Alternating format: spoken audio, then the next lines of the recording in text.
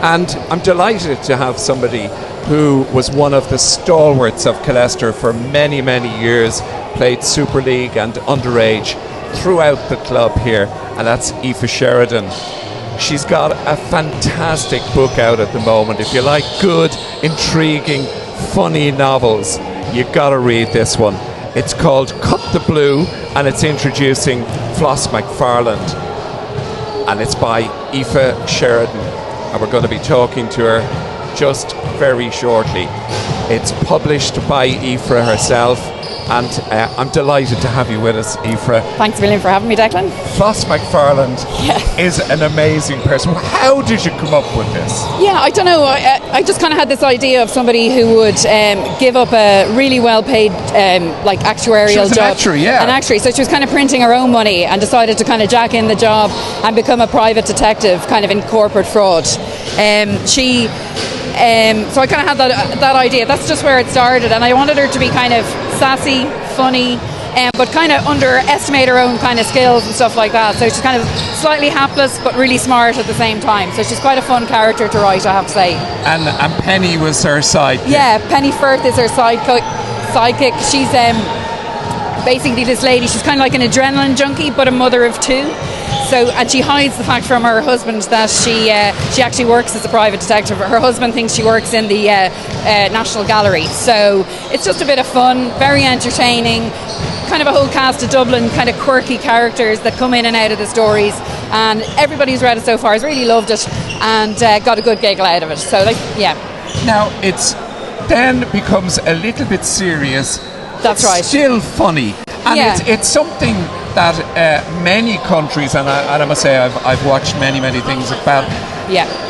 The human trafficking is something that is pretty serious. It's pretty serious now. And it probably involves a girl coming to Floss when she was going to go back into work and then suddenly decided, no, I'm not.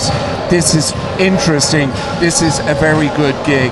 And it was a Russian girl. That's right. Met her, came along, and told her about her friend. Her friend, that's who'd right. gone missing. That's correct. Yeah. So it was when I started out writing, I didn't want it to be about murder and mayhem and lots of blood and guts. I wanted it to be a topic that you could, tell a serious story, but at the same time, not too serious, so people be depressed reading it. So there is a kind of slightly serious couple of chapters where it touches on the whole, desperate plight of girls in kind of human trafficking situations where they've been promised a new life over in Ireland or wherever it is, and they leave their families thinking they're on the golden ticket, and really they end up in a nightmare situation. But I suppose we kind of touch on that lightly, but it kind of probably more focuses on Floss and Penny's adventures trying to find these girls and help them out, and that's probably where the comedy still lies while we're still kind of dancing around a pretty serious topic. So. Okay, tell us about Tash, Lithuanian, and then we've got Milo, who's a bit of a boyo. So there's kind of a bit of a funny kind of twisty love triangle in there. Tash is kind of Lithuanian's answer to Lara Croft. She's like this ninja, can do anything.